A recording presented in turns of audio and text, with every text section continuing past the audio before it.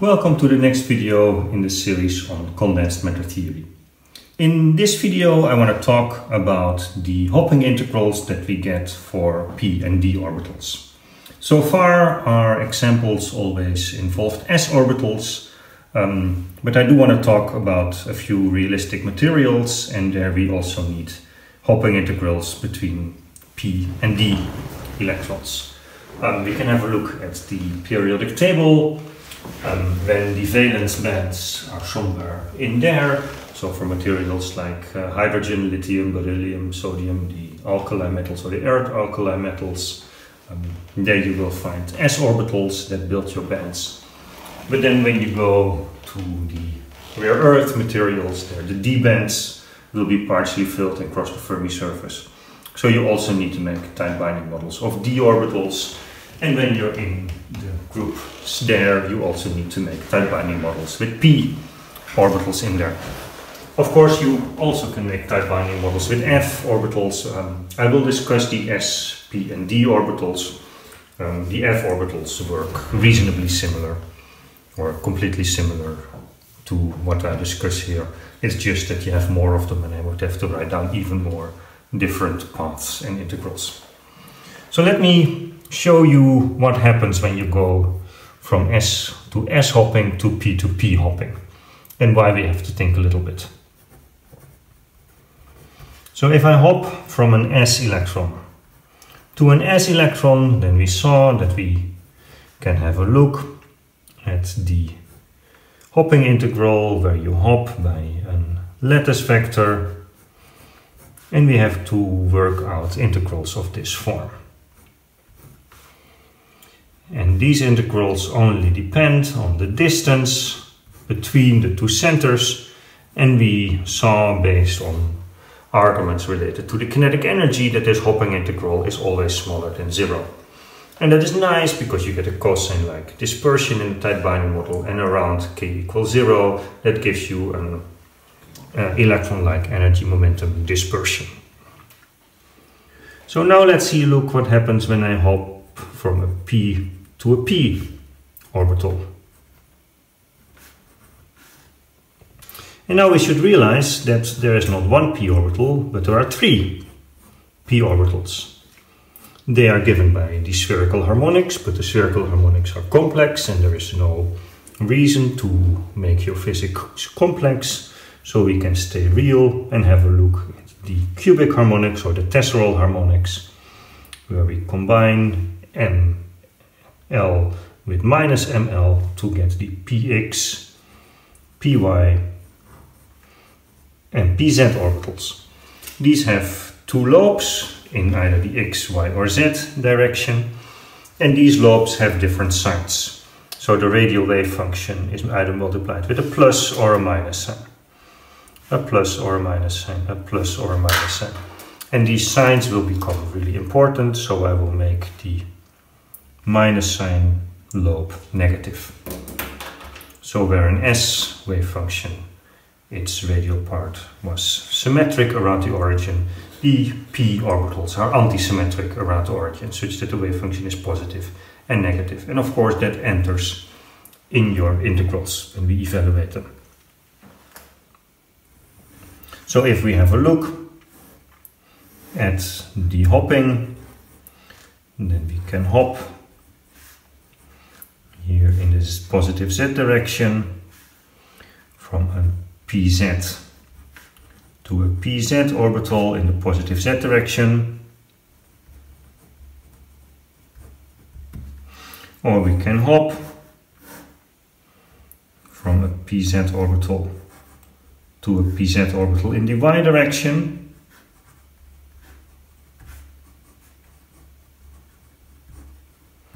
And one can already see that this orbital times the potential times this orbital is going to be different from this orbital times the same potential times that orbital. So our hopping integral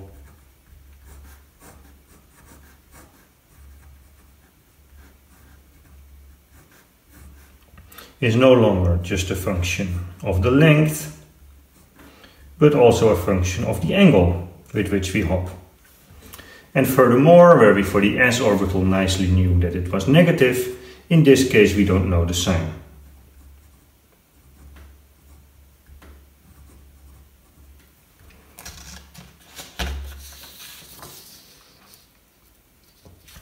So how can we reduce this information to a few integrals? And actually we can reduce this to 2 integrals.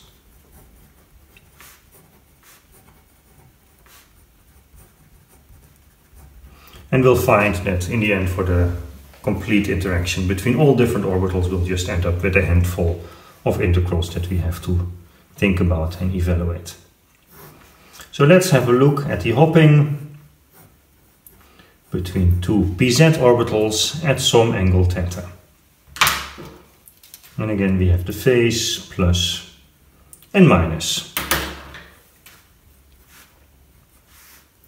And with this we can in principle generate each system. You can always rotate around z without changing your integrals, because these orbitals are rotational symmetric around z. And you can align the z direction with the first orbital and then just find the angle to hit the next one. So in order to understand what your matrix elements are, I'm going to write my wave function as a linear combination. It's cosine theta times the p orbital that is aligned, plus sine theta, with a p orbital that is perpendicular to the bond direction.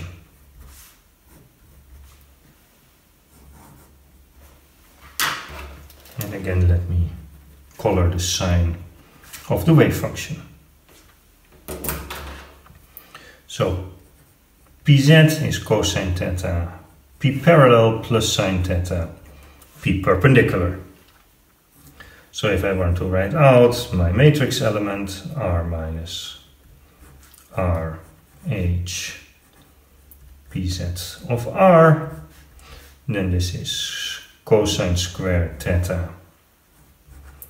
p parallel h p parallel plus sine squared theta p perpendicular h p perpendicular plus sine theta cosine theta p parallel h p perpendicular plus p perpendicular h p parallel.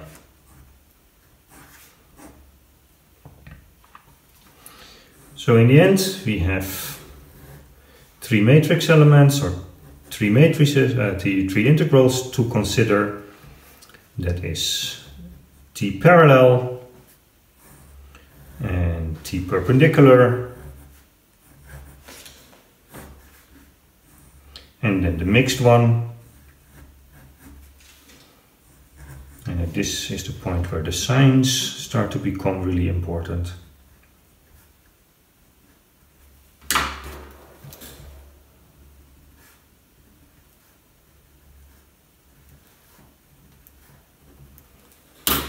T parallel, T perpendicular. Here I have a symmetry axis in my system. If I make a mirror plane symmetry along the bond, then this orbital keeps its phase, that orbital changes its phase. So I have an integral over the whole space where this one is keeping its phase, this one is keeping its phase, that one is changing, and therefore that integral has to be equal to minus itself. So that integral has to be 0. The lower half is plus times minus, giving you a minus sign overall. This is plus times plus, giving you a plus sign overall. And they cancel each other. If I look at the matrix element for T parallel, then I have here a plus lobe pointing towards a minus lobe. All the argumentations we had for the hopping integral for the s electron are still valid. So by kinetic energy, if this lobe would be positive, this matrix element would be negative. Now I get one extra minus sign because this wave function has a minus sign. So t parallel is larger than 0, and t perpendicular has again the same sign pointing towards the same sign, and therefore t perpendicular is smaller than 0.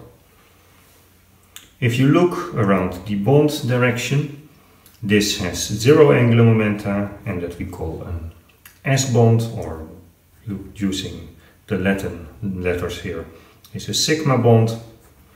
Here we have an angular momentum of 1 around the bond direction, and that's why we call this a pi bond, from P, but then the Greek letters.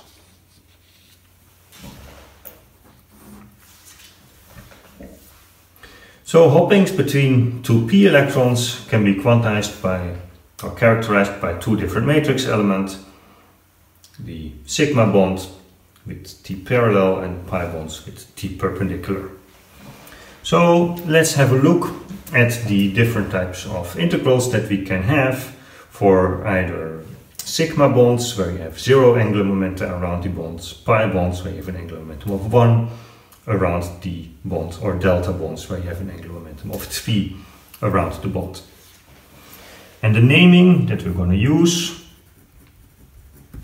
is I'm going to hop from an orbital with angular momentum L to an orbital with angular momentum L prime, and I'm going to make a bond with angular momentum lambda, and then the hopping element is L prime lambda. And very important, I hop in the positive z direction.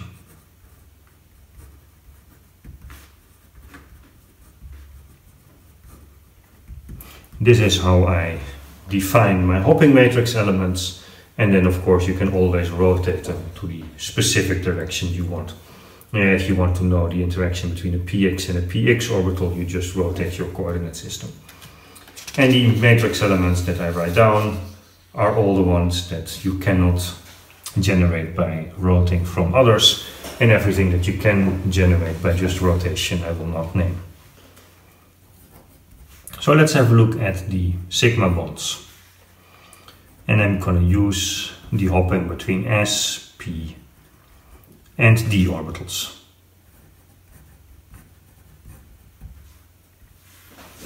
And we get back to these matrix elements when we look at real materials, or in some of the examples where I need to have interactions between more than one type of orbital. So hopping from S to S in the positive Z direction, making a bond with angular momentum 0, is on the S orbital centered at r minus az, the Hamiltonian, and then the orbital centered around r. And this, we saw based on kinetic energy considerations, is smaller than 0.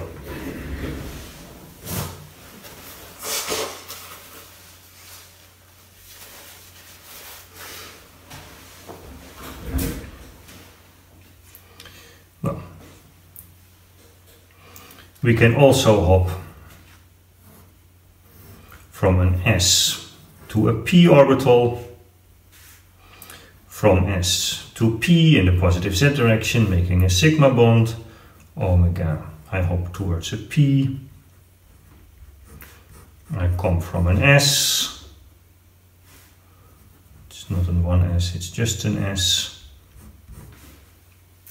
Now I have to be careful.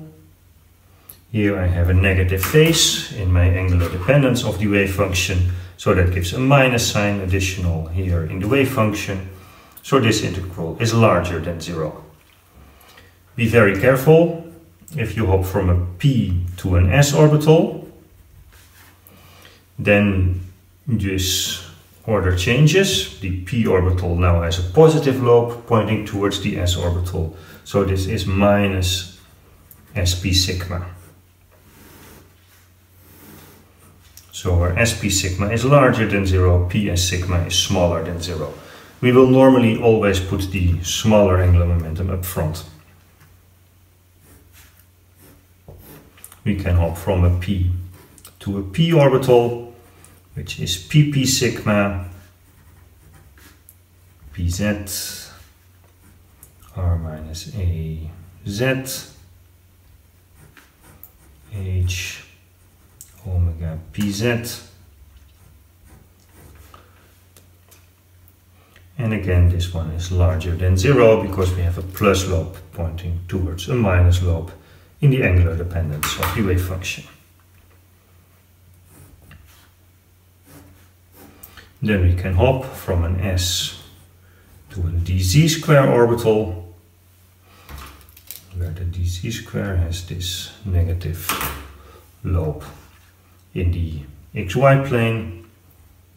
So this is from S to D, making a sigma bond, and that is the z square orbital centered at A in the z direction, Hamiltonian, the s orbital centered around the origin, and this is smaller than 0 again because I have a plus lobe pointing to a plus lobe. Two more sigma bonds I can make going from P to D. That's the PD sigma, omega d z squared, r minus a z, the Hamiltonian, the pz orbital, and this one is smaller than 0, because again I have a plus lobe pointing towards a plus lobe. But be careful, if you look at the p sigma, then I also have the minus lobe pointing at the plus lobe. The p sigma is minus pd sigma. And the last one is the hopping from a dz square to a dz square, d sigma. And here we have again a plus lobe pointing to a plus lobe because it's only this perpendicular that is negative, and we have omega dz square, r minus a z, h omega dz square, r minus a z, and as well smaller than 0. So let's do the same for pi and delta bonds, but I can calm you, we've already had more than half of all possible orbitals, because when we go to higher angular momenta around the bond, there are just less possibilities to make them. And we're going to do the s, p and d orbitals again, whereby there is no way to make an angular momentum of 1 with an s orbital, so we could have also just said we're going to do the p and the d orbitals. And we now want to have a lobe perpendicular to the bond direction. And one way to do this is to say I'm going to hop from a p orbital to a p orbital, making a pi bond. And this realization is a py orbital, in this case centered around A in the z direction, interacting or hopping with an orbital, a py orbital centered around the origin. And this is smaller than 0. I have a plus lobe pointing towards a plus lobe again. Of course, there's also a hopping here from the plus lobe to the y lobe, but the distance is larger, so that matrix, that contribution is smaller. Then we can have an interaction between a p orbital and a d orbital.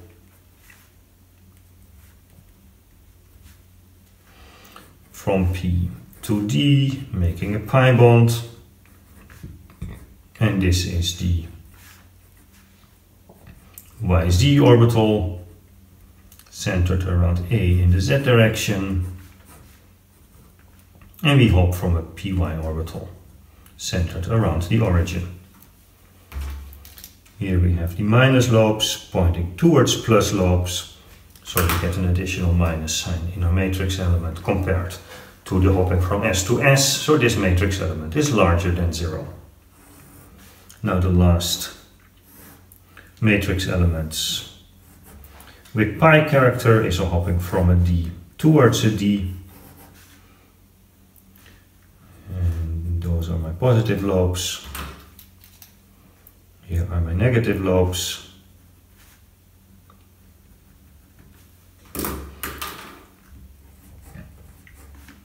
And here we have a DD making a pi bond.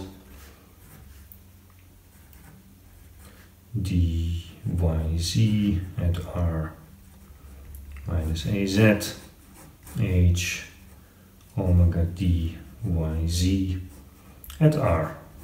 And again, plus to minus, so this matrix element is larger than 0.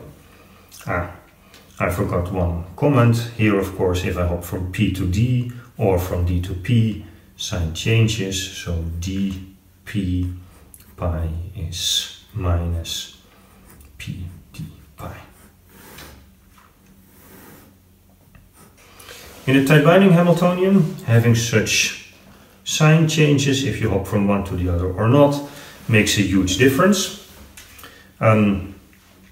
For orbitals where you do not change the sign, you get in your tight binding Hamiltonian in e to the plus ika when you hop in one direction, and e to the minus ika if you hop in the other direction, and e to the ika plus e to the minus ika gives you a cosine-like dispersion. If you have a hopping in one direction that is positive, you get a plus e to the ika, but a minus e to the minus ika when you hop in the other direction, which then gives rise to an e to the ika minus e to the minus ika, and therefore a sine-like dispersion. So having the same phases when you hop in the positive or the negative direction gives cosine dispersions, opposite phases gives sine-like dispersions. We already saw where you have hopping with the same sign, you get an electron-like band because you have a negative prefactor. If you have here for P to P a positive matrix element, you get a minus cosine-like dispersion, giving you electron-like character. Well, there is one set of matrix elements that we haven't discussed yet. Those are the delta bonds.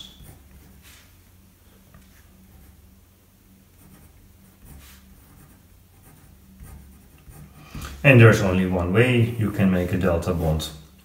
You have to have an angular momentum of 3 around the bond direction, which only can happen if you have a d orbital. And let's write some square here so that I can draw my orbitals properly. And this is the from D to D making a delta bond. And the realization that I have here is the xy orbital at Z, the Hamiltonian, and the dxy centered around the origin. And this one is smaller than 0, because if you look at your phases, they are aligned. Very well. We'll use these symmetries and these sign changes either in different directions of hopping, or having a plus or minus sign for your hopping matrix elements, giving you electron or hole-like bands, cosine or sine-like bands, in a few of the models that we make, and we will use this to explain some of the material properties that we encounter, both making bands for electron-like or looking at topology and then the surface states that follow from that. Which, well, you can then relate back to the symmetries of the orbitals and the states and the hopping signs that we have behind that. Thank you very much for your attention. We see each other later. Stay healthy.